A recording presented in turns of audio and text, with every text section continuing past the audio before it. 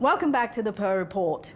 25 years on, the spirit of June 4th is being perpetuated here in Hong Kong with this newly opened museum and the annual Victoria Park vigils.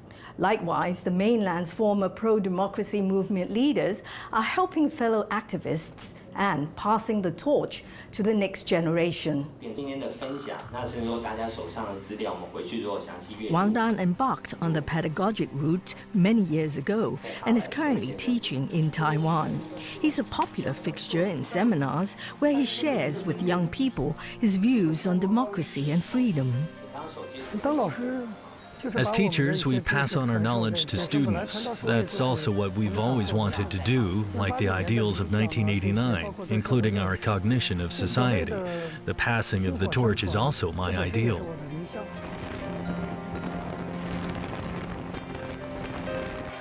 In March, the Sunflower Student Movement blossomed in Taiwan. The two leaders, Lin Feifan and Chen Weiting, were Wang Dan students.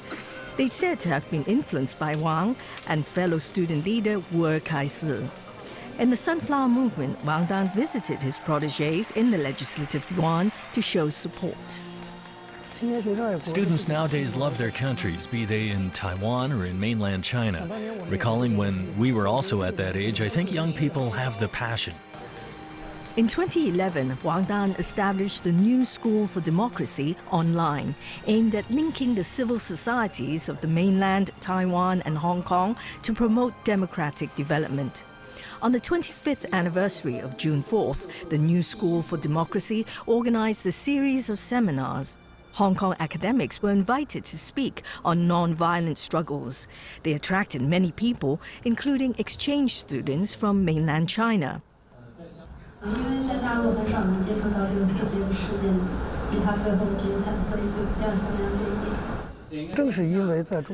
Because of mainland China's tight blockade of the news, we have to set up the New School for Democracy. We can't change China's internal political situation quickly, so we have to strive harder outside China to spread the historical truth of June 4th. That's the only thing we can do. The new generation on the mainland might not understand June 4th deeply, but Wang Dan believes these youths are the engines of China's democratic development. Our youthful generation was born into the internet era. They might not have to demonstrate in Tiananmen Square like we did, but for their personal fulfillment, they strive on the mainland in a myriad of ways to extend civil society.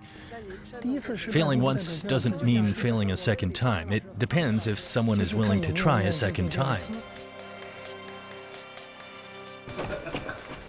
Former student leader Zhou Fengsuo recently went to Boston to visit a friend who was at Tiananmen in 1989 supporting the students.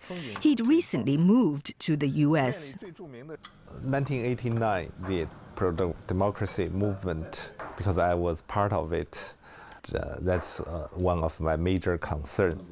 My heart is still with these people who died, who sacrificed the dream that's still not coming true. I have a lot of interaction with them, talk about what's happening, know the struggle of these people who are fighting for freedom in China. Zhou Fengsuo had been hiding out in the home of his sister, who allegedly turned him in to the police. That became a high-profile symbol of the government's ruthless crackdown, drawing much concern. Zhou thinks many lesser-known activists deserve international attention. So he has helped found Humanitarian China to help mainland activists. Zhou believes he can do a lot more from outside China. The most important aspect of living in the United States is the freedom. Here we can gather information very quickly and accurately, sometimes better than people in China. We can have an organization, we can campaign for these political prisoners in China through internet. Last year, Zhou came to Hong Kong to attend a marathon commemorating June 4th. He also visited the temporary June 4th Museum.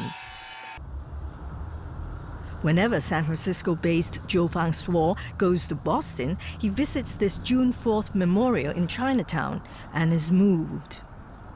This was the first permanent memorial set up after Tiananmen Massacre. 25 years have passed.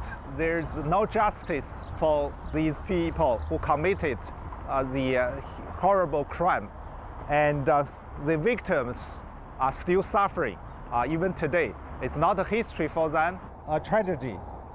And it's something we must change. That in broken English. To perpetuate the June 4th spirit by sharing their first-hand experiences, Zhou and other exiled pro-democracy activists recently attended a June 4th forum hosted by Harvard University students.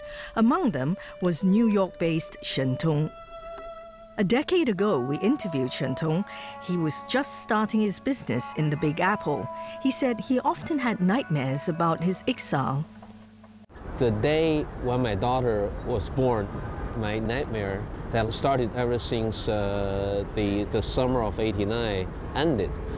So both, I think, consciously and subconsciously, it was such a transformation. But also I realized that in part I've taken it from my mother's attitude toward life. My commitment and my useful idealism toward China is a long-term thing. I, as a person, need to have a little bit more balanced attitude toward it, and it will be better for everything. 10 years on, Shen Tong's company is on track, and he's participating in American social movements, including Occupy Wall Street in 2011. For the first time in my life in America, I kind of accepted my role as an immigrant, not just as an exile in a temporary home away from my real home in Beijing. I want to go back to China now as long as they don't allow me to go back. When China becomes a free and democratic China, personally, and more importantly for my children, for my family, I may not choose to necessarily go back to live there. Photos and footage surfaced. He managed, seems like, to stop the tanks. Even though in the U.S. he has established his business and formed a family, Shen Tong cannot forget June 4th. He has just finished a novel on people stopping tanks in Chang'an Dajie in 1989 and is raising capital for a documentary. One of my main responsibilities, and also one of the things I can do without relying on other political environment and opportunities and resources, is to record history and continue to follow up on that evolving record. An event of this magnitude, by simply recording what happened in '89 and what happened because of '89 in the subsequent decade, is an important thing. History tells us so much. After fleeing China, Shen Tong hadn't been able to return, so he hardly saw his mother, Li Yixian, until in the last 10 years. Li is able to go to the U.S. nearly every year to see her son and 3 grandkids in family reunions abroad. Li was a doctor. She and her husband had also served in the army. She had cared a lot about politics until June 4th. Now her only wish is for a peaceful life for her children and grandchildren.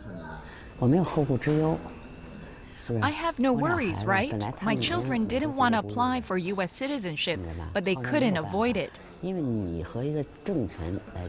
Because when you run afoul of a government can stay put, unchanged for dozens, even over 100 years. Your life won't last many decades. Now, I don't care about politics. My children and grandchildren are in U.S. Mainland China can't affect them, only affect me. But I don't matter. I am old. I've experienced so much. If they have a stable life, I really have no regrets. After a quarter of a century, these pro-democracy activists are still striving for vindication of June 4th. They say they're fortunate the torch of June 4th has not been extinguished.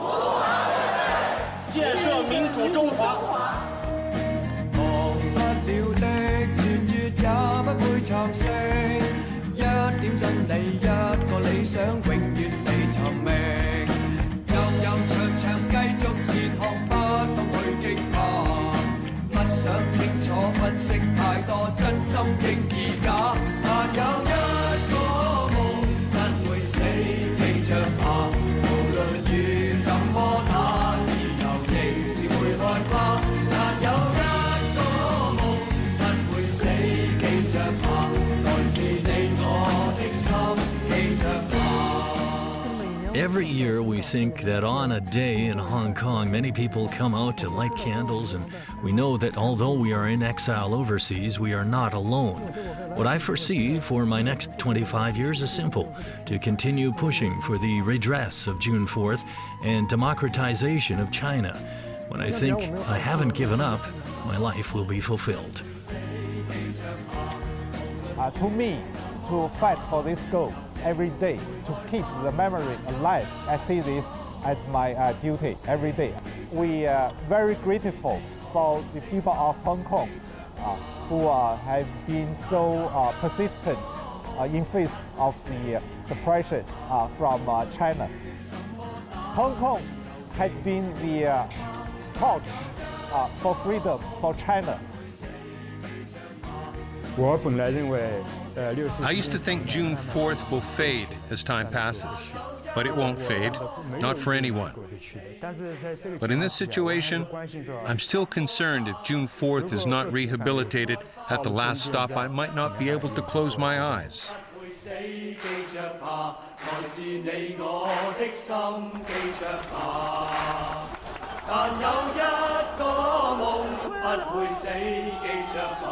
無論雨怎麼打，自由仍是會開花。